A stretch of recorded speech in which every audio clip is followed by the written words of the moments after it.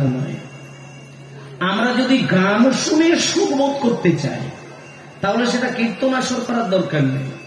আমরা যদি নাচ দেখে সুখ বোধ করতে চাই তাহলে সেটা হরিনামে ড্যান্সের নাচ দেখার দরকার নেই। তাহলে সেটা আলাদা আলাদা গান বাজনা রয়েছে, সেই গান বাজনা করে সেখান থেকে সুখ নেওয়া ভালো। আর কীর্তনের প্ল্যাটফর্ম যেখানে তৈরি হয়েছে সেখানে সব থেকে বড় পাওনাটা হচ্ছে ভগবানের প্রতি আত্মনিবেদন জানানোর জন্য ভক্তের চোখ থেকে দুবিন্দু রসধারা। এটা যদি না হয় তাহলে বুঝতে হবে যে তুমি সনাতনী হতে পারলে না। তুমি শুধু মুখে বলছো আমি সনাতনী, মুখে বলছো আমি হিন্দু, তুমি মুখে বলছো আমি নিতাই গৌরকে সেবা করি, আমি শুধু এমনি এমনি বলে গেলাম বাড়িতে মন্দির করছি, রাধাকৃষ্ণের বিগ্রহ তৈরি করেছি, শুধু এগুলো মুখে বললে হবে না। মুখের কথা মনের কথা যদি একাকার না হতে পারে সেখানে তুমি জগতের মানুষকে খুশি করলেও জগতের পতি গোবিন্দকে কিন্তু খুশি করতে পারবে না। তুমি একজনকে লুকিয়ে কোনো কাজ করতে পারবে না। একটা জিনিস জানবে, চৈতন্য মহাপ্রভু তার সব থেকে ভালোবাসার রত্ন সচিমা তাকে কাঁদিয়ে দিয়ে তিনি চিরকালের জন্য সন্ন্যাসী হয়েছিলেন। কাদের জন্য হয়েছিলেন? একমাত্র সারা বিশ্ব ব্রহ্মাণ্ডের মানব সমাজের কল্যাণের জন্য। আজকে এই যে গ্রামে কীর্তন হচ্ছে, আপাতত সারা বিশ্বের কথা বলবো না, ভারতের কথা বলবো না, সারা 24 পরগনার কথা বলবো না, এই গ্রামের মাঝখানে একটা ধর্মের স্থান আছে যেটাকে দেব দেব বৈঠক বলে। মানে একটা মানুষকে কতগুলো কর্ম করতে হয়, যেমন দেবযজ্ঞ, ঋষিযজ্ঞ, নৃযজ্ঞ, ভৌতযজ্ঞ, পিতৃযজ্ঞ, এগুলো করতে হয়।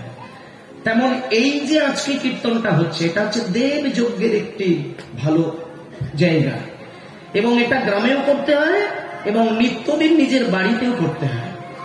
একটা মানুষ যদি পঞ্চকর্মের দ্বারা নিজের দেহ আর মনকে ডোবাতে পারে, মায়েরা খুব মন দিয়ে কথাগুলো শুনবেন, পঞ্চকর্মের দ্বারা পঞ্চযজ্ঞের দ্বারা নিজেকে যদি আহুতি দিতে পারেন তাহলে তোমার সংসার তোমাকে কোনোদিন কাঁদাবে না। আমরা সংসারী মানুষ, সংসার থেকে যতটা সুখ পায় তার থেকে বেশি দুঃখ পায়, এটা কিন্তু গ্যারেন্টিতে আমি বলতে পারি। সংসারে যে যতটা সুখ পায় তার থেকে বেশি অনুপাত করলে দেখা যায় দুঃখ বেশি পায়। সংসারে যাকে বেশি ভালোবেসে আপনি উজাড় করে কাঙাল হবেন সে আপনাকে তত বেশি ব্যথা দেবে। কিন্তু সত্যিকারের যাকে ভালোবাসলে তুমি ভালোবাসা পেতে, যার নাম ধরে এক ফোঁটা জলে কাঁদলে তোমার জন্য 100 ফোঁটা জলে কাঁদত, যার কথা স্মরণ নিতে নিতে তুমি প্রাণ ভাসালে সারা জীবন তোমার কথা মনে করে কাঁদত, সেই পরম পুরুষ ভগবানের জন্য কিন্তু আমরা বেশি কিছু করতে পারি না। তাই আমি এখানে যত মায়েরা বাবারা রয়েছেন সকলকে একটা কথা বলবো, 24 ঘন্টা কাটলে আমাদের একটা দিন হয়, আর একটা দিনের মধ্যে দিনের বেলা কাজ করি, রাত্রেবেলা ঘুমাই। এবার দিনের মধ্যে 4টে টাইম আমরা পাই, সকাল 6টা থেকে 9টা একটা টাইম, 9টা থেকে 12টা একটা টাইম, 12টা থেকে 3টে একটি টাইম, 3টে থেকে 6টা একটি টাইম। তাহলে এই করে হিসাব করলে দেখা যাবে 4টে প্রহর আমরা পাই। তাহলে দিনের মধ্যে 4টি প্রহর আর রাত্রির মধ্যে 4টি প্রহর, তাহলে এই 4 আর 4 মোট হচ্ছে কত? 8টি প্রহর। তাহলে 8টি প্রহর কাটলেই আমাদের জীবন থেকে একটা দিন শেষ হয়ে গেল। এইবার বুঝে নেন, তাহলে একটা দিন যে আমাদের জীবনের খাতা থেকে মাইনাস হয়ে গেল। এখানে গত বছর যখন গান হয়, মায়েদের যাদের এই সামনাসামনি বাড়ি আছেন, এই গ্রামে বা এই পাড়ায় যাদের বাড়ি আছেন, একটা সত্য কথা বলি, গত বছরে এখানে যখন গান হয়েছিল, এখানকার মায়েরা, বাবারা, দাদুরা, কাকুরা, জেঠুরা যারা যারা ছিলেন আর আজকে যারা যারা আছেন, আপনারা খোঁজ নিয়ে দেখবেন একজনেরও নাম কিন্তু আসবেই আসবে, যিনি গত বছর এই মাটিতে বসেছিলেন, এইখানে কীর্তন শুনেছিলেন, এইখানকার প্রসাদ পেয়েছিলেন, কিন্তু আজকে তিনি আমাদের মধ্যেই কিন্তু আর নেই। তিনি গোবিন্দের ডাকে জগৎ ছেড়ে নিত্যধামে চলে গেছেন।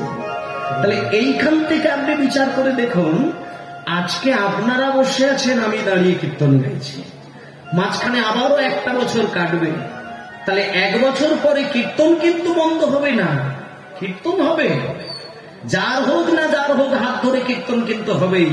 শুধু আপনাদের শ্রবণ আর আমাদের কীর্তন গাওয়া, এর মধ্যে কে থাকবে আর কে যাবে এই হিসাবটা কিন্তু কেউ করে বলতে পারে। তাহলে এই যে যাওয়ার আশা, এর মধ্যে শুধু একটা করে দিনের মাইনাস পেয়ে যাওয়াটাই আমাদের জীবনের শেষ বেলা। এবার 24 ঘন্টার মধ্যে 12 ঘন্টা মানুষ ঘুমিয়ে কাটায় আর 12 ঘন্টা জেগে থাকে। 4খানা প্রহরের মধ্যে আমরা কতটা গোবিন্দ সেবায় কাজে লাগালাম সেই হিসাবটা আমরা কিন্তু কেউ করি না।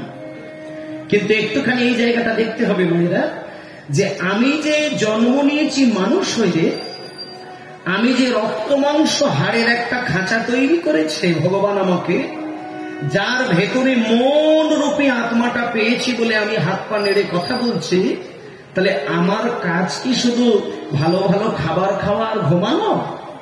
এটা কিন্তু নয়। মানুষের জন্ম খাবার খেয়ে ঘুমিয়ে দিন কাটানো নয়। মানুষের মূল কর্মটি হচ্ছে ভগবানের শরণ নেওয়া। তুমি সকালবেলা যখন ঘুম থেকে উঠলে, তুমি কি একটা বার ভেবে দেখেছো যে তোমার সঙ্গে ঘুমাতে গেছিল এই বিশ্বের কোটি কোটি মানুষ, কিন্তু কোটি কোটি মানুষ ঘুমাতে গেছে একই টাইমে, কিন্তু ঘুম ভাঙে না কিন্তু সবার। 1000 কোটি মানুষ ঘুমাতে যায়, কিন্তু কিছু মানুষের সকালবেলা কিন্তু আর ঘুম ভাঙে না, তাদেরকে চলে যেতে হয় গোবিন্দ চরণে। তাহলে যাদের ঘুম ভাঙলো না তাদেরকে বলা হচ্ছে মৃত্যুবরণ করলো, আর যাদের ঘুম ভাঙলো তাদের কি বলা হবে? ঠিক তার উল্টোটা। যাদের ঘুম ভাঙলো না তাদেরকে বলা হচ্ছে মৃত্যুবরণ করেছে, তাই ওকে শ্মশানে নিয়ে চলে যাও, উড়িয়ে দাও। আর যার ঘুম ভাঙলো তাকে মৃত্যুবরণ করলো বললো না, তাকে বলতে হবে জন্মগ্রহণ করলো। আমাদের জীবনে প্রত্যেকটা দিনের সকালবেলাটাই আমাদের কাছে কিন্তু নতুন বছরের মতো ধরতে হবে। কোন দিন যে তোমারও ঘুম ভাঙবে না, সেদিন তোমার শেষ দিন, সেটা তুমিও জানতে পারবে না। তাই সময় যেহেতু আছে, সকালবেলা যেহেতু তোমার চোখের পাতাটা খুলেছে, যেহেতু তুমি তোমার নিজের হাতে গড়া বাড়িটাকে দেখতে পেলে, যেহেতু তুমি ঘুম থেকে বিছানায় উঠেই তোমার মাকে দেখলে, তুমি তোমার বাবাকে দেখলে, তোমার ভাইকে দেখলে, তোমার বোনকে দেখলে, তুমি বিশ্ব ব্রহ্মাণ্ডকে দেখলে, তার মানে তুমি বুঝে নাও যে তোমার আজকে নতুন একটা জন্ম হলো। আর শুভক্ষণে জন্মের একটা জিনিস করার দরকার, মানুষের জন্মক্ষণ আর মৃত্যুক্ষণে মানুষের দুটো কানে কিন্তু হরিনাম শ্রবণ করাতে হয়। যেমন মায়ের গর্ভ থেকে জন্ম নিলে তাকে হরিনাম শোনাতে হয়, আবার মৃত্যু যেদিন হয় তখনও কিন্তু নামের দ্বারা তাকে পরলোকে পাঠাতে হয়। তেমনি তোমার যদি নিত্যদিনের সকালটা তোমার কাছে জন্ম বলে মনে হয়, তাহলে তোমাকে ভেবে দেখতে হবে ওই জন্মের শুভক্ষণে কেউ যদি তোমাকে হরিনাম নাও শোনায়, তোমাকে নিজে হতেই কিন্তু বিছানায় উঠে দুটি বাহু তুলে ভজ গৌরাঙ্গ কহ গৌরাঙ্গ লহ গৌরাঙ্গে নাম রে। এইটা যদি আমার মূল মন্ত্র হয় মায়েরা, এই গানটাকে যদি প্রত্যেকের ক্ষেত্রে বলছি মায়েদেরকে, আমরা যদি এই গানটাকে আমাদের মূল মন্ত্র বলে ধরে নিই না,